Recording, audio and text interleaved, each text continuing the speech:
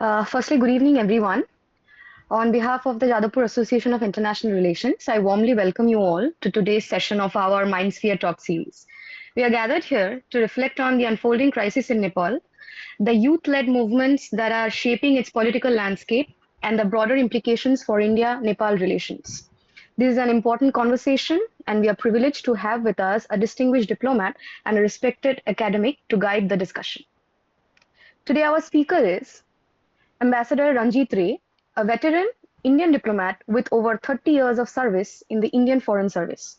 Mr. Rae has held key roles at the Permanent Mission of India to the United Nations, the UN Advisory Committee on Administrative and Budgetary Questions, and even served as Press Secretary to the President of India.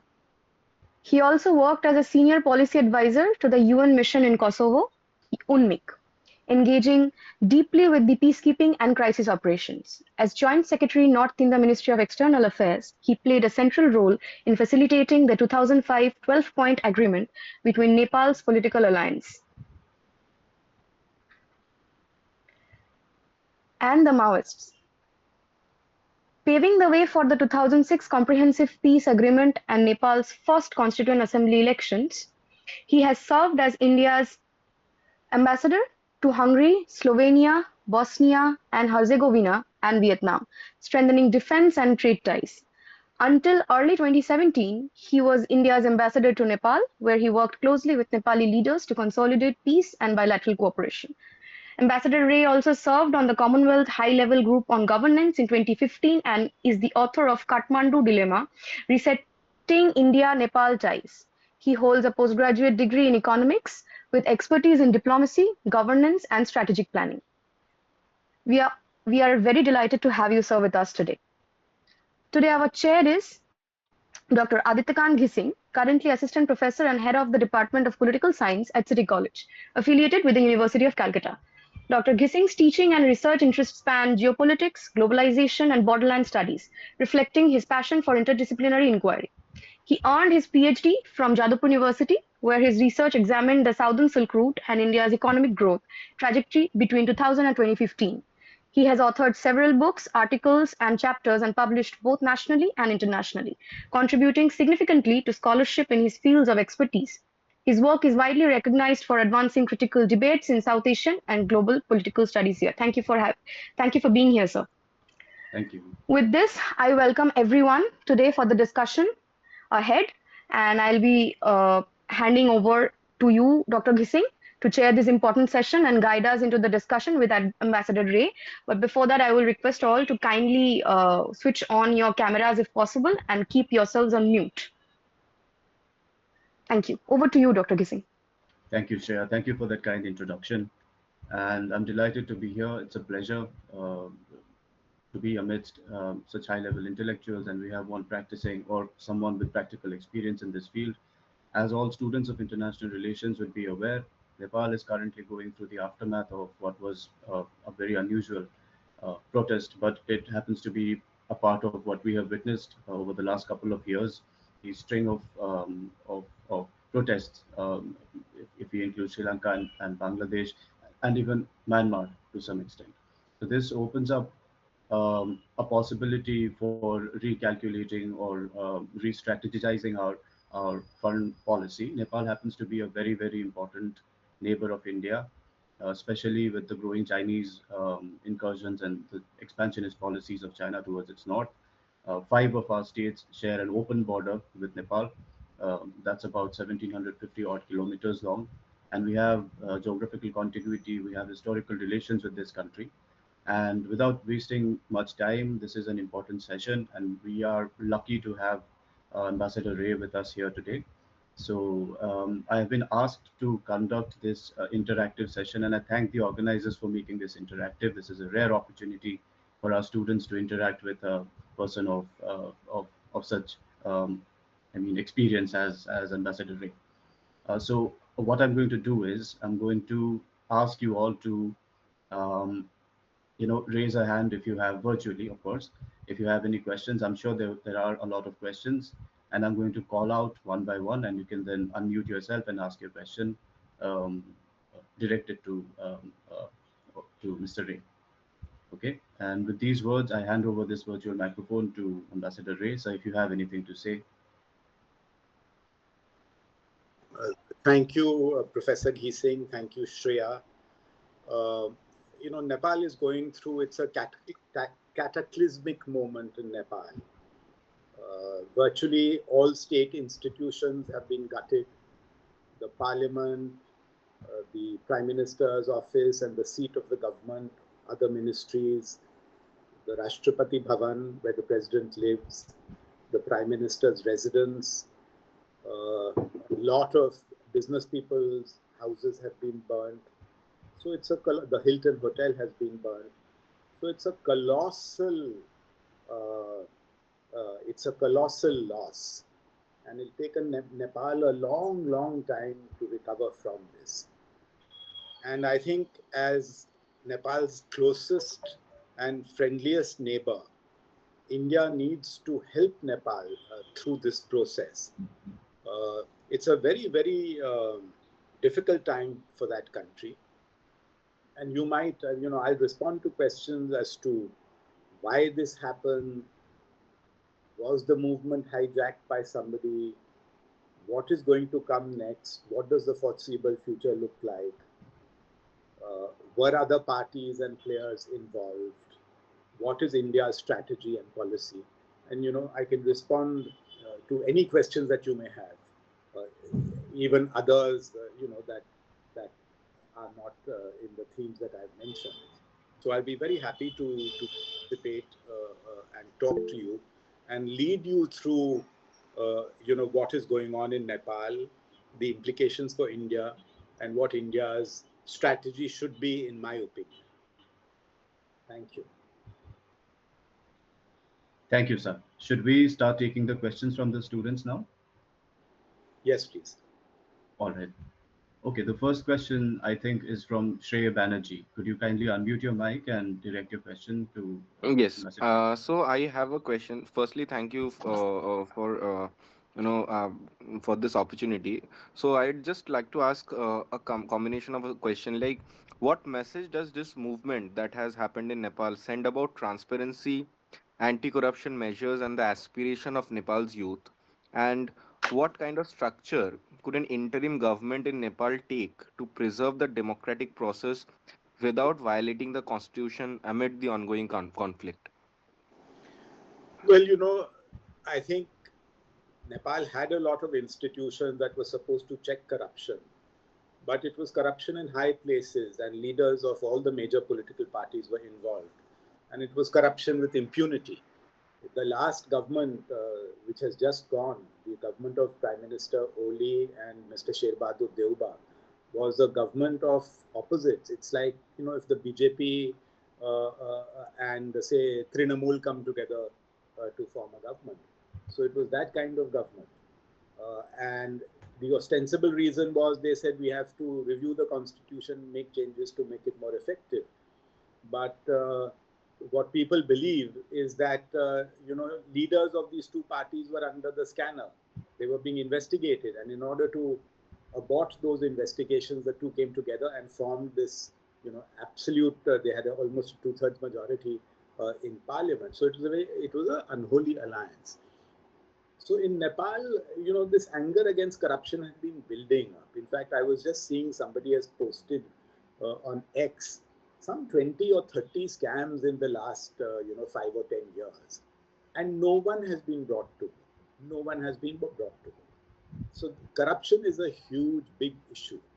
Secondly, the lifestyles of the families of the leaders, the so-called Nepo kids, were very flashy and luxurious, while the average Nepali is really struggling and trying to go to the Gulf or come to India or go to Malaysia looking for some small jobs.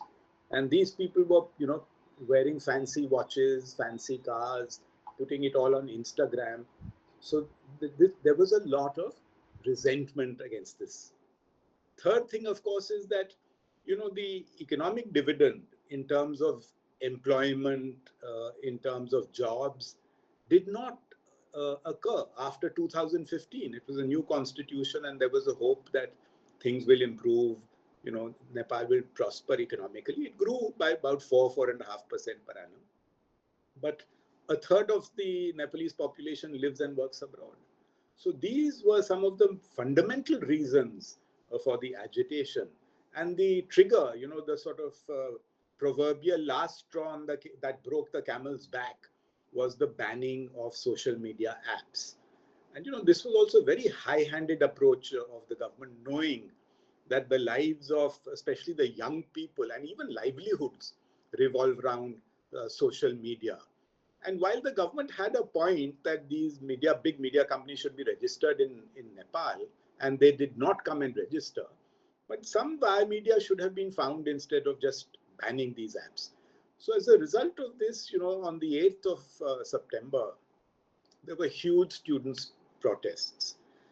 And, these were handled very poorly. The police fired on the students and 19 students died. And this unleashed a fury the next day. And that is when all the arson, leaders were lynched, houses were burnt down, government buildings and institutions were burnt down. This was unleashed. And, the Prime Minister resigned only on the 9th afternoon. So, this whole thing was handled very badly by the government and the police forces. And the other thing I want to say is that I think on the second day, the movement was infiltrated by a lot of other people, not just the students. So a lot of other people tried to take advantage of this and, were involved in this arson. Students, you burn down Hilton Hotel, which has like 20, 25 stories. You burn down Singh Darbar is not easy.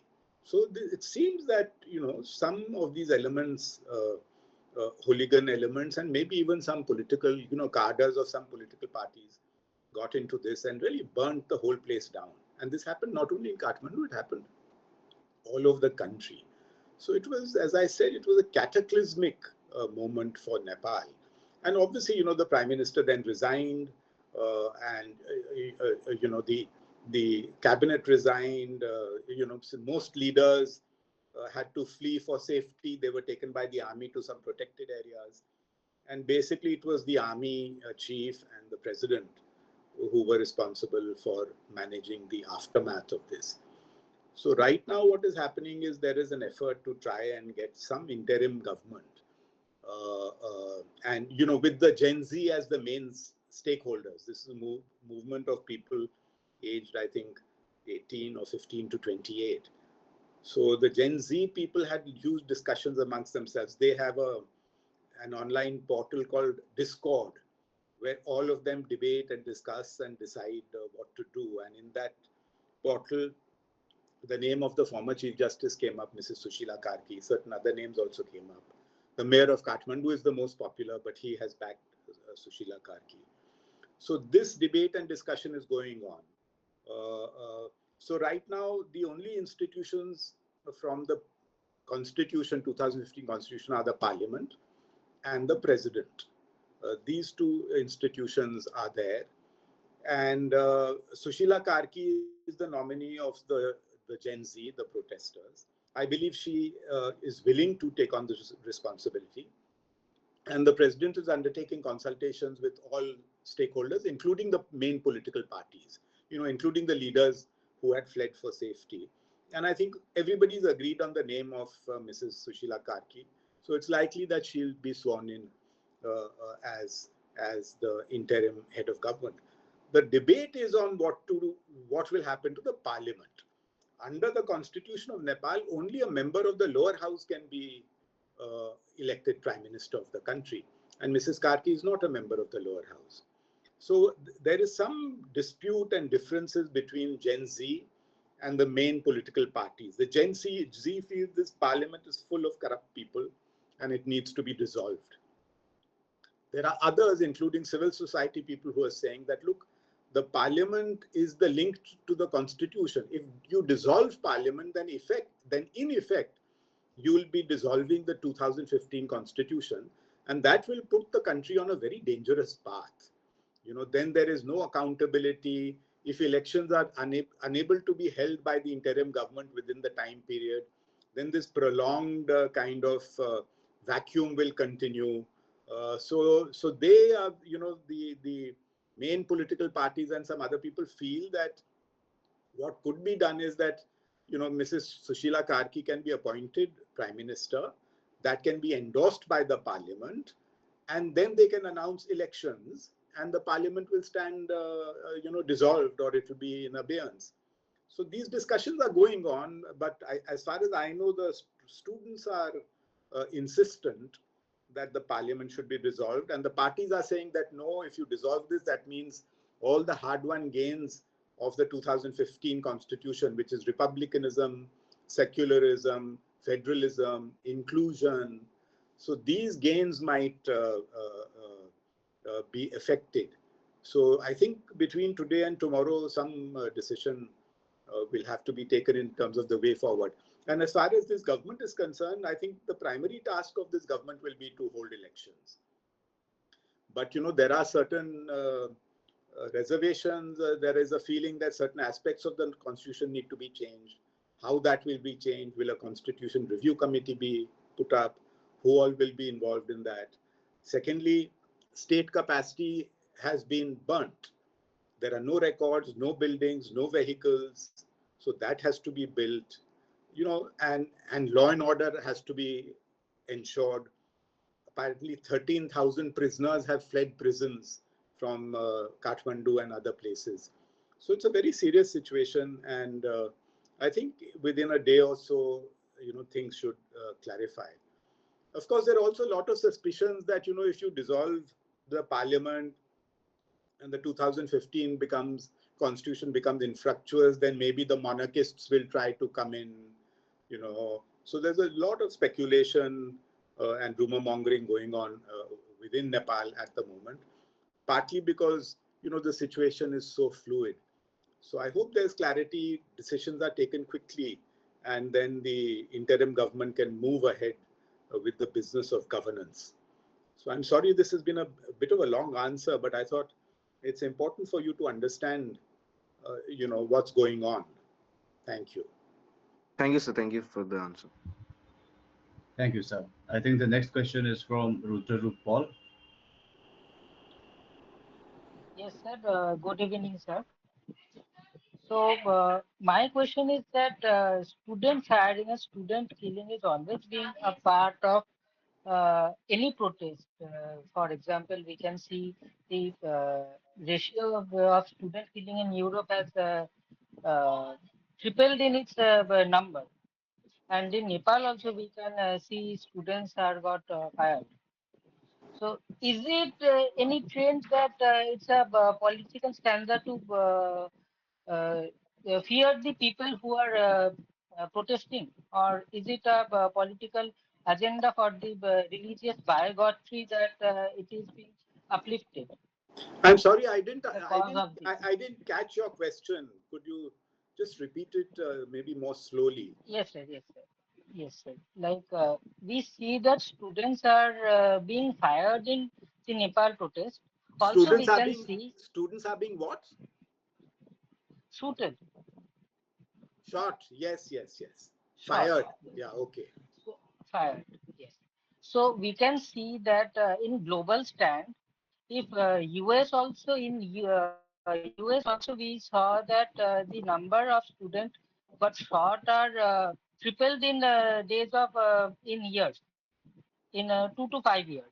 So is it a political agenda, or is it the any government stance that students are some of the people who are raising their protest on their own, and they are getting to get shot by any purpose or what?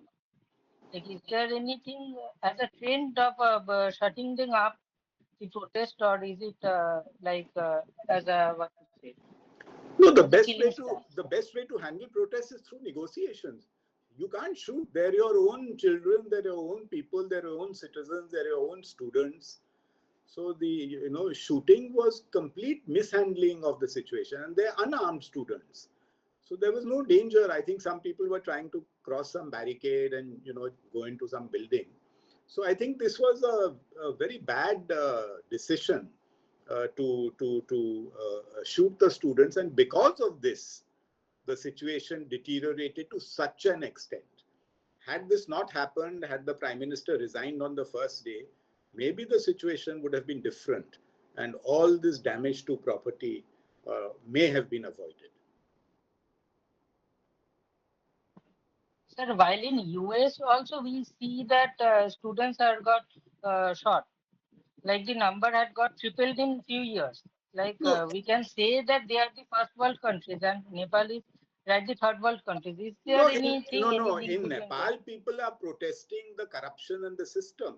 In the US, the shooting is by some, very dangerous kind of people with lot of psychological and other problems. And, in the US, the gun control laws are very easy. Anybody can buy a gun and keep it. And then you go into a school and shoot people, or you do something. So the US is a different matter. I don't think there's any connection between US and, what's happening in what happened in Nepal. Okay, sir. Thank you. Okay, thank you, sir. The next question is from Muhammad Shadab, I think.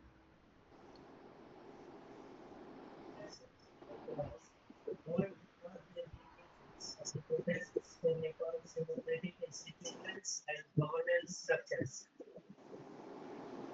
Can you be a little louder, Muhammad, please? Sir, I want to ask, what are the implications of the Nepal's democratic institutions and governance structures? Well, the democratic institutions and governance structures are enshrined in the constitution.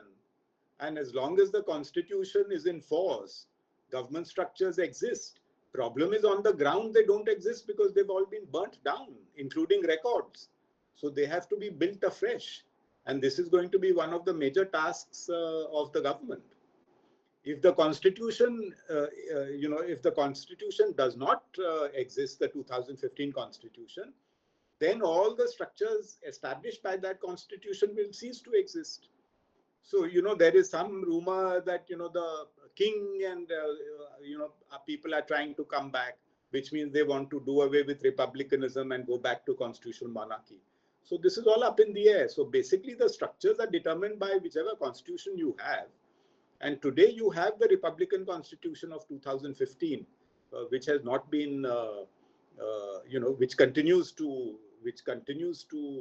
be the ruling document of the nation state.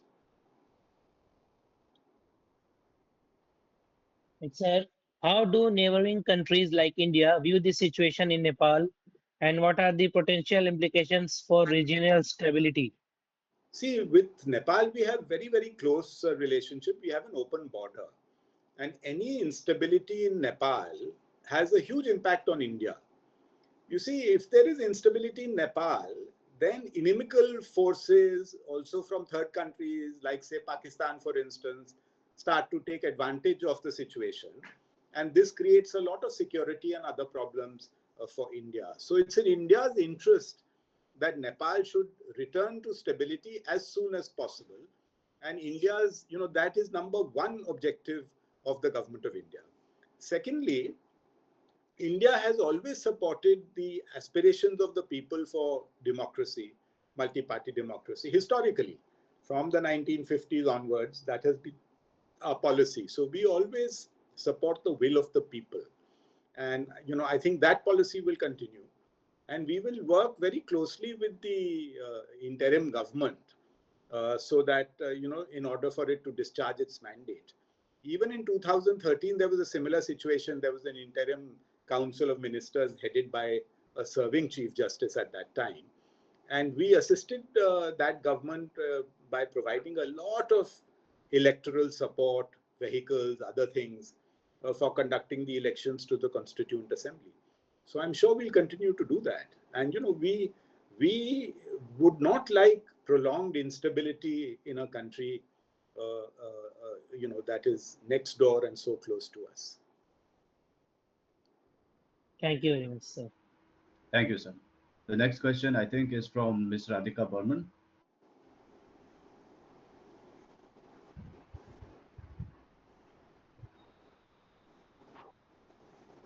Hello, sir. Sir, do you think the Nepal's elite class uses the India factor to deflect from their own failures, especially when youth push for changes?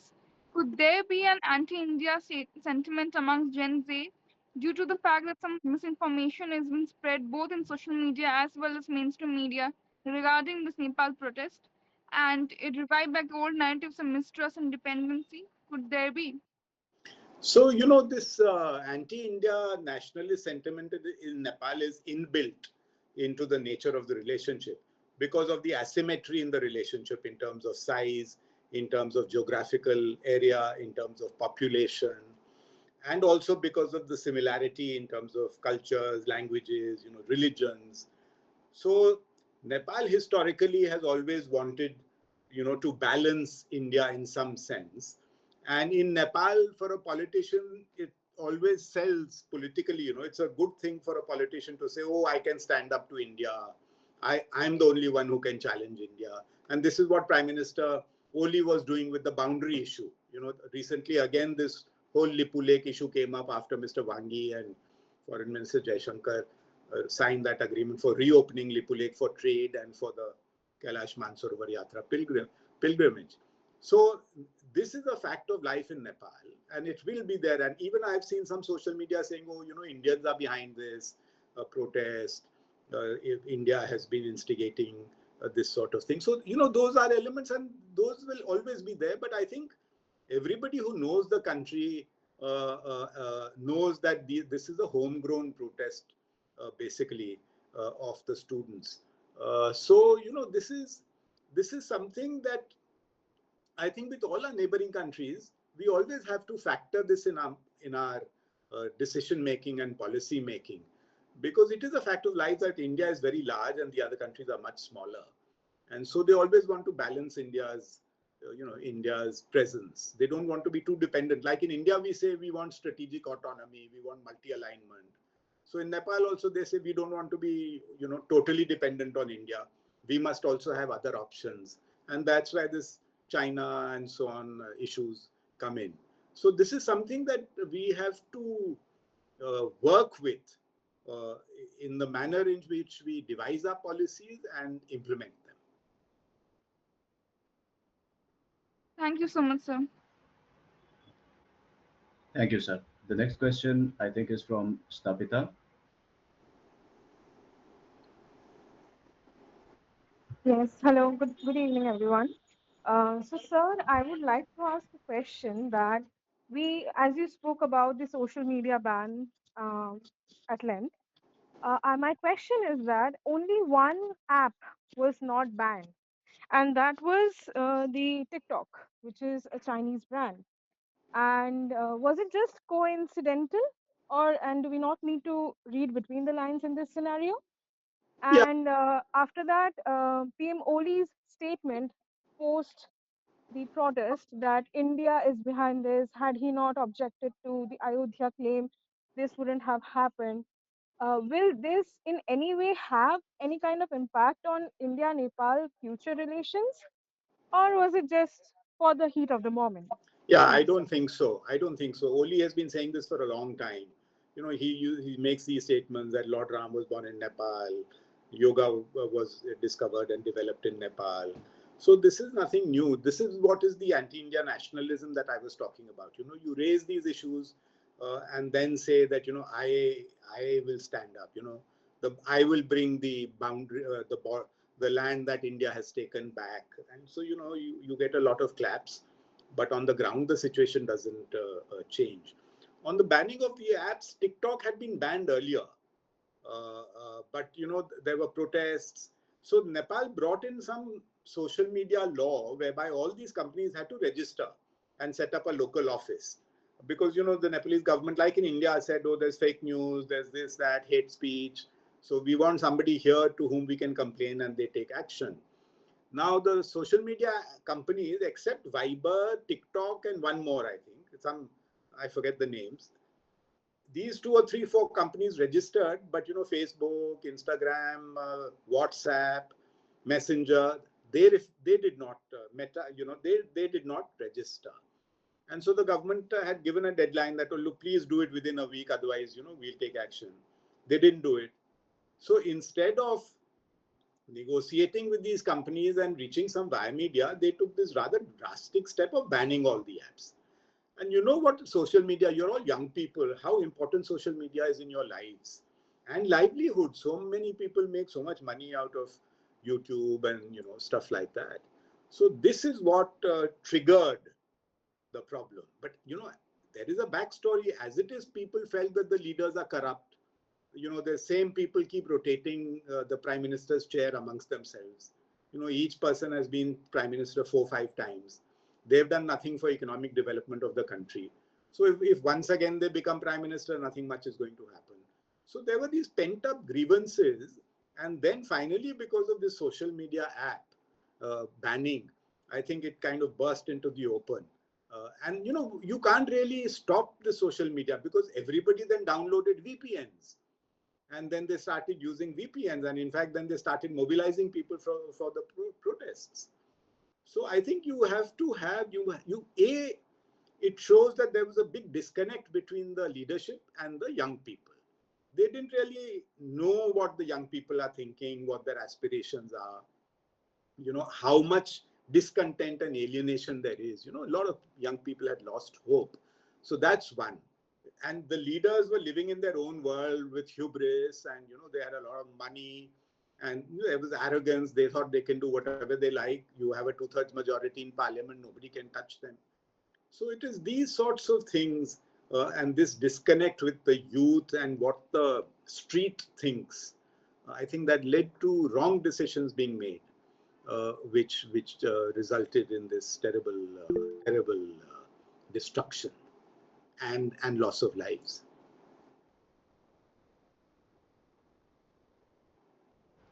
Thank you, sir. Thank you, sir. Mr. Debanjan Banerjee, are you ready with your question?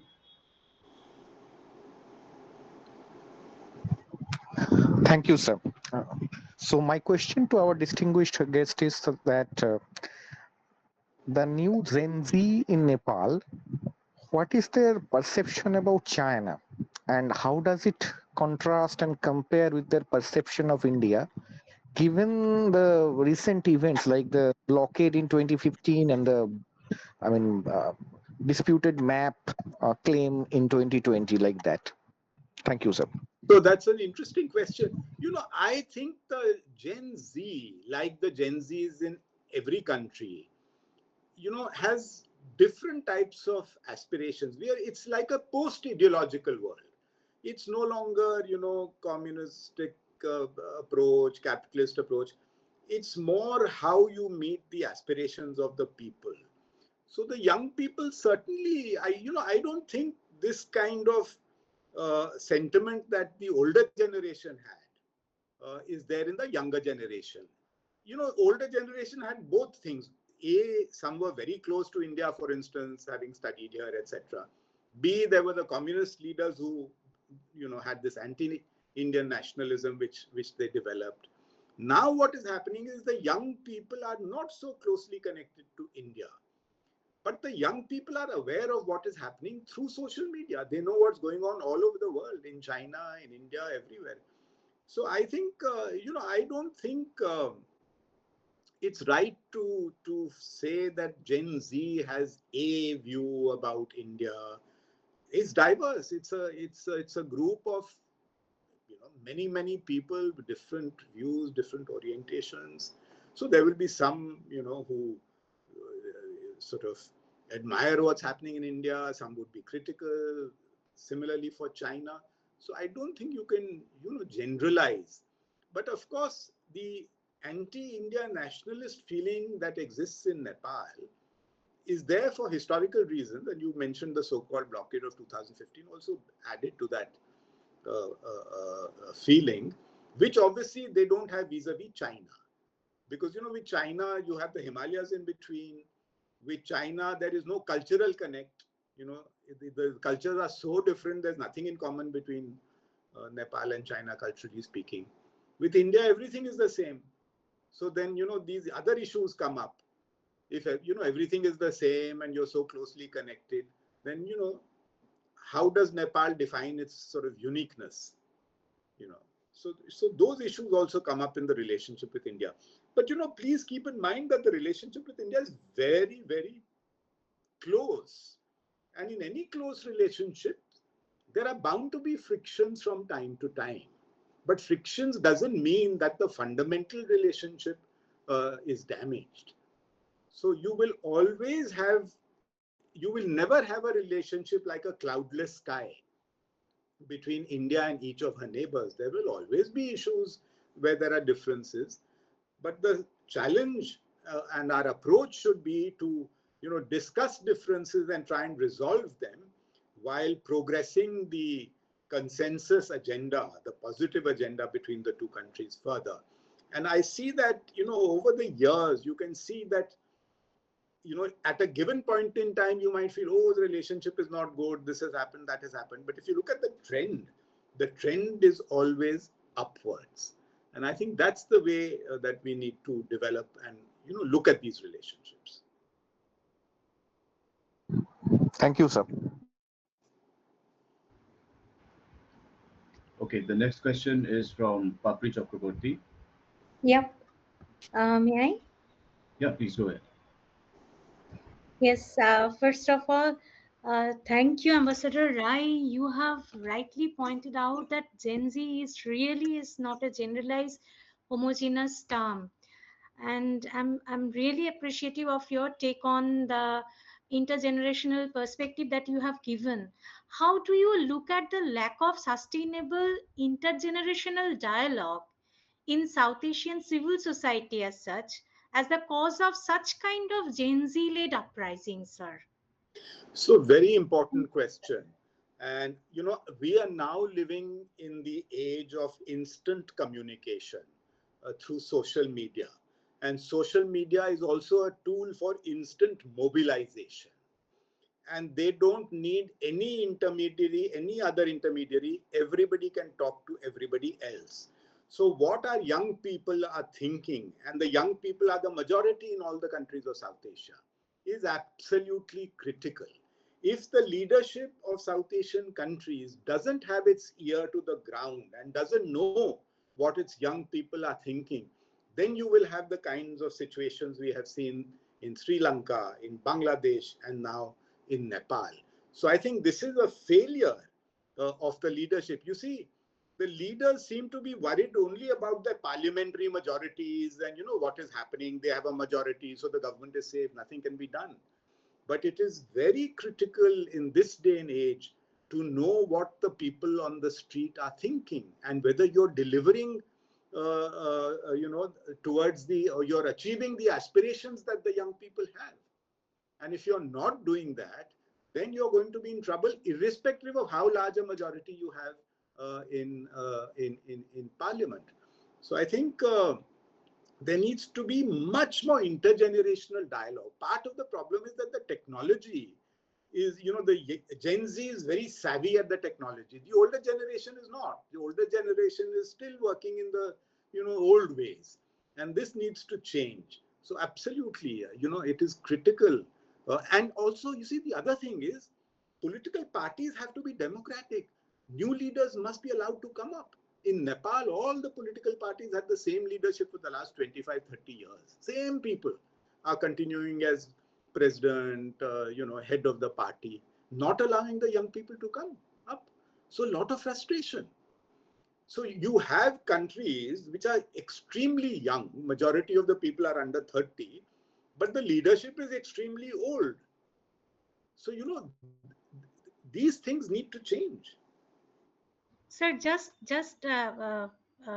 if a moderator allows me, I just want to add one point, sir. First of all, we can see you, how tech savvy you are.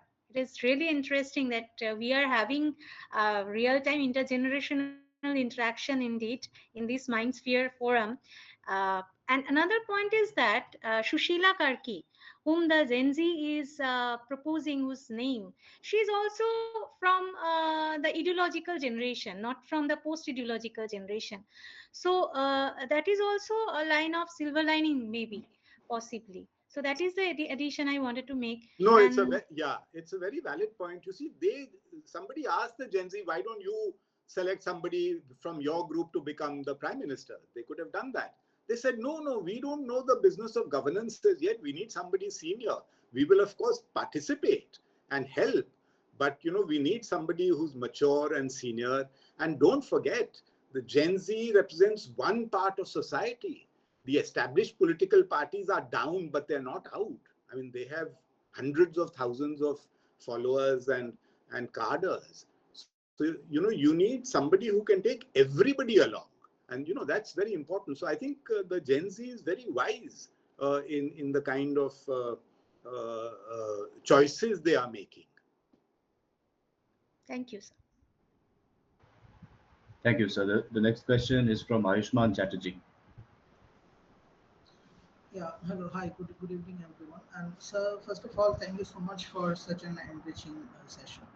My question is that what kind of protest can we call? Can we call this like as people's war or something which just has been triggered based on social media posts getting viral or banning on the social media post? And the second question is just like in with respect to India, our neighboring countries like Sri Lanka, Bangladesh, and now Nepal. All these three consecutive countries have, this kind of protest we have seen with similar patterns. How is India reacting to this, and how is India gearing up if such kind of protests happens? Well, so each of the countries is different. In Sri Lanka, it was kind of family rule by one Rajapakse family. And, after the Aragalya and so on, India went in and helped in a big way. We provided a lot of financial assistance, I think several billion US dollars to help Sri Lanka economically. And our relationships, are pretty good now, back on keel. In Bangladesh, it was different. In Bangladesh, the economy was doing relatively well. But there was a sense that, the then leadership had rigged elections and had, come into power through fraudulent elections. And that had led to a lot of resentment. And I think there it was the same feeling, that there was this big disconnect. And since India had very close relationship with that leadership, and the leader then fled into exile to India. So with Bangladesh, it's a different relationship. I'm sure it's going to improve. It has to. Between neighboring countries, you can't have problems for too long. And now elections have been announced for February next year. So there'll be a new government. So they have to increase. In Nepal, we've had very good relations with the leaders. And, I remember I traveled to Nepal often. And soon after the Bangladesh uprising, when I went there, people were asking me, they were saying, do you think Bangladesh type of situation could arise in Nepal? And they're asking me, a foreigner. So surely if this sentiment was prevalent at that time, the leadership should have taken cognizance of it and, taken some action. How would I characterize the protests? They don't have a name, but I guess it's like days of rage and despair. I mean, anger and a desire for change. That we've had enough. The water's gone above our nose, and things must change. So there was a great sense of frustration, anger, despair, loss of hope. We see the implications of that in the death and destruction in Nepal. Thank you so much. Thank you, sir. And I believe we're running out of time. We will not be able to take any further questions apart from the students who've already raised their hands for this. And I would request the remaining students to keep their questions very, very brief. So next we have Mr. Abhilash Roy, we have Argadeep Ghosh. Good evening, sir. Sir, my question is not regarding the Gen Z section, but I want to ask that if we look at the Second World War, we saw that the United States bombed Japan, but didn't completely destroy it because Japan was in a strategic position during the Cold War to counter the Soviet Union. And even we look at in the case of Vietnam and Korea. So can we consider that this time also the United States or the CIA was somehow involved in the Nepal incident to counter the People's Republic? I don't think so. My assessment is this was really a homegrown movement. Some people are saying that some of these Gen Z people were working in NGOs. Some of them may have been financed by DFID or by USAID. And so, there are lots of conspiracy theories. But my broad sense is that this is really a homegrown movement. And if we characterize it in any other way, then it will lead to a lot of policy errors on our part. And, if you see the role of our media, in Nepal, some of our media which is trying to say this, they are being chased away. And, they are, sometimes the media can complicate relations between the two countries quite a lot. And our media is watched very closely and carefully in Nepal. In fact, everything, I've been giving a lot of interviews. Most of the viewership is in Nepal.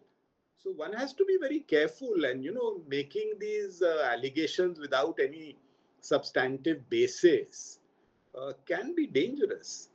So my sense is this is fundamentally a homegrown movement. And of course, if there is instability and so on, it can be exploited. But it's the job of the leadership of that country to see that this goes in the right direction and leads to a political outlet. Thank you. Thank you, sir. The next question is from Abhilash Roy. Good evening, sir. Sir, I have two questions. Do you think that the monarchists in Nepal hold any social, political, or institutional capital to justify any paradigm shift in Nepali politics, like a restoration of the monarchy as an antithesis to this corrupt democratic order?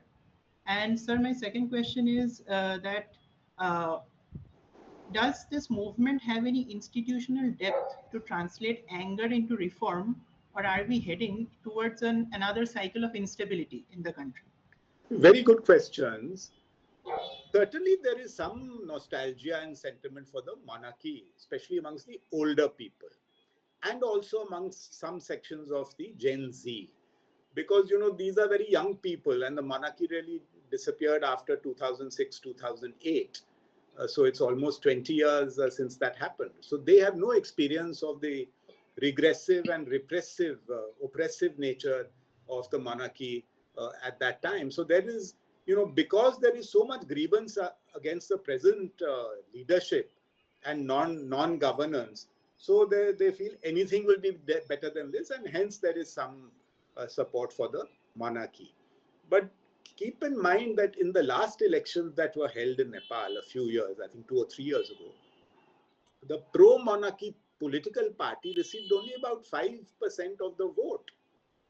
So that means it hardly has any support. But of course, this time around, there were a lot of rumors in Nepal that, this is really a counter-revolution and this system will collapse and the monarchy will come back. These rumors are still going on as to what is going to happen. And, last 2-3 days, because the army chief was taking a lot of action and, so there were very strong rumors. And also there is a sense that, all the state institutions have been burnt down. Who has done this? Who is going to benefit from the collapse of the democratic state? So these are issues that are being raised. Also, the leaders of only 3 political parties were targeted. Leaders of the pro-king party were not targeted. And, of the RSP, Rabi Lami Chane's party, they were not targeted. So people have questions and doubts. But I don't think that Gen Z, whatever their views on the system, etc., I don't think anybody wants to go, I don't think they see their future in the past. It's like going back to the future. So while there may be, elements of nostalgia and people, supporting this, but I find it very difficult that you reverse progressive change. It's not easy because, see, monarchy was abolished after, there's a huge backstory to the abolition of the monarchy. And if you try to revive it, then all those old fault lines will come back, and the country will be plunged into turmoil. So it's not, so I really don't, I might be wrong, but I don't think this is a possibility. Thank you, sir. Thank you so much. Thank you, sir. The next question, I think, is from Shubham Das. Good evening, sir. So my question is, how does Nepal outline its approach to working with India in strengthening protective frameworks for Nepali students, especially after the unfortunate death of Mrs. Prakriti Lamsal, a Nepali student in India, which triggered concerns in Kathmandu regarding student safety and institutional responsibility? Oh, absolutely. And especially I think there were these two suicides due to harassment in Orissa, I think. Yes, sir. And this was just very terrible. And, obviously this will have implications in terms of Nepali students coming to India. And, the deaths were very, very sad in themselves, but the manner in which the whole issue was handled by the university was also terrible. And I think important lessons to be learned, and especially with foreign students we have to be very sensitive and very uh, we should have a very smart approach, uh, because our education diplomacy is a very critical pillar of the relationship with our neighboring countries. It's very important, and this is something we need to strengthen. In the old days, virtually everybody from Nepal used to come to India for higher studies.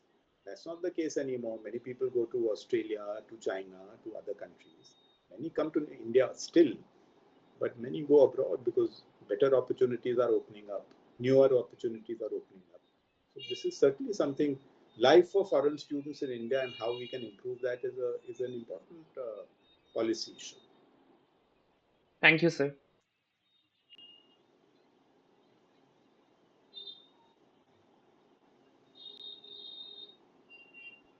Sir, you are on mute. Oh, am I? No, no, sir. Aditya sir is on mute. Okay.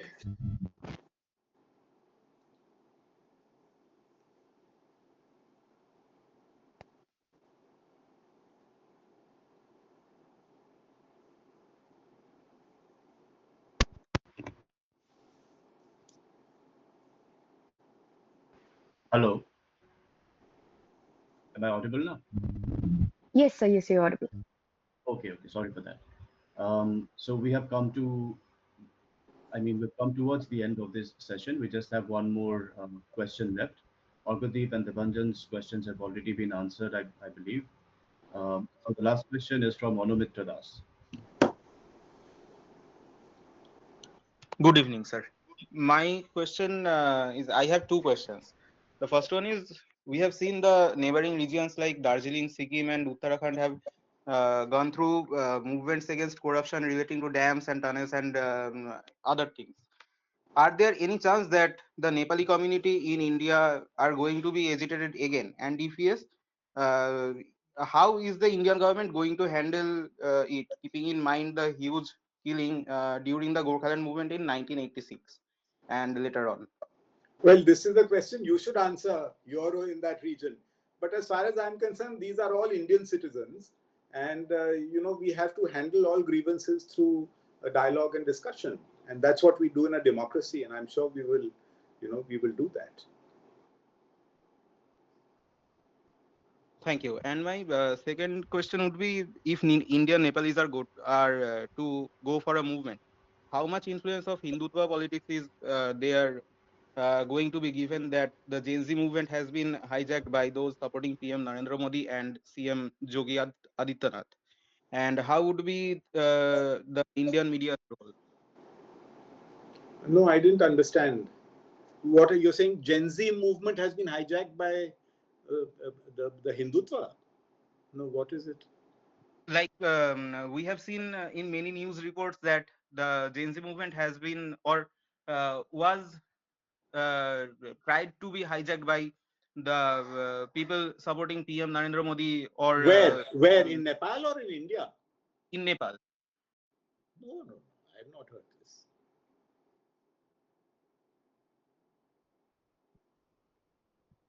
I'm not. See, the feeling in Nepal was that, Chief Minister of UP, Yogi Adityanath, is also the head priest of the Gorakhnath Mutt. And Gorakhnath is the family deity of the kings of Nepal, who come from Gorkha. So there's a very close connection, and Yogi Adityanath has been a strong supporter of Nepal being a monarchy and a Hindu Rashtra. So that has been his view. But he's Chief Minister of Uttar Pradesh. That is not the view of the government of India. The view of the government of India is that, look, these are issues for Nepal to decide. This is something that Nepal has to decide, and we will respect whatever choices Nepal makes. And Nepal has made its choices. It has removed the king, and it has become a secular state. So there may be elements and groups and organizations in India that don't like this and would like Nepal to be a Hindu state. But, this is not the policy of the government. Government's view is that, this is something that really the Nepalese have to decide. Yes, I understand that, but my question was something different. That how is it going to influence the any probable movement that the India Nepalese are going to move for? Maybe Professor Ghising can answer that. I think it's going to be, it's going to take a long time for me to answer this. You can contact me, I can explain these things to you, Anumitro. Okay, for today, because see, we have three more messages in the chat. So should I take them or? Yeah, if they're very short, maybe that you ask the three questions, I'll try and respond briefly. Okay, the first one is a bit lengthy, so I'm going to shorten this. Yeah, just tell me what the theme is. I think the question is, was it really a Gen Z protest, or was this so-called Gen Z protest operated by Gen Y? So this is a question by Ishita Thakur. Yeah. The other question is, Nepal's Constitution Day is upcoming on the 19th of September. So do you think Nepal will be able to reach any conclusion by then, or how long is it going to take? And the third is a request, I think it's not a question, by Papri Chakraborty. This is, sir, could you please share your official email ID with us? I'll send it to Tendriya Dena. But Gen Z, now, see, this was a Gen Z protest. But on the second day, it became much more than that, and other people infiltrated. So there were older people also, also because 19 youngsters were killed, so their families and parents. And then, as I said, other cadres and other people tried to take advantage of the situation and engaged in a lot of looting and hooliganism and burning. On the Constitution Day, will we have some resolution in terms of government formation? Constitution Day is still far away. It's on the 19th. It's 1 week away. We need a government, or Nepal needs a government today. So, every delay is too much. And, I'm hoping very much that between today and tomorrow, there will be a resolution and there will be an interim government in place. I don't think they can keep delaying and not have an effective government functioning in a country. It's already 3 days now. 9th, the Prime Minister resigned. So it's the 12th today. So, it has to happen very quickly.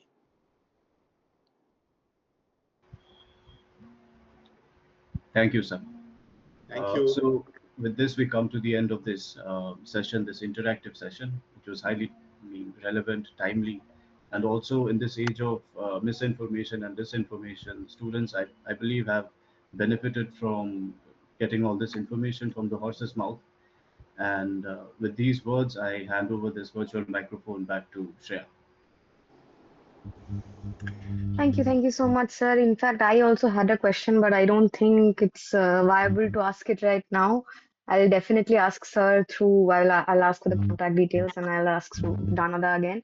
So I would like to thank very much Ambassador Rae for your insightful reflections on Nepal's crisis.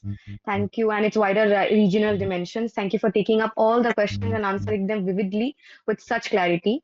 We also extend our heartfelt thanks to Dr. Aditya Kant Ghising for chairing this session in such gracefully and enriching the discussion with his thoughtful guidance. Lastly, there's just some news coming in that the new Prime Minister will be sworn in tomorrow at 9 a.m. And she's the first women Prime Minister. I've also just found the news, sir.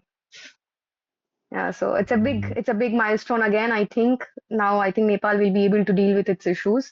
So with that, I think this is discussion is that the future will tell its tales. It's too early to conclude the discussion right now. I think we will have you again someday discussing about the upcoming developments that are going to take place after the new Prime Minister is elected.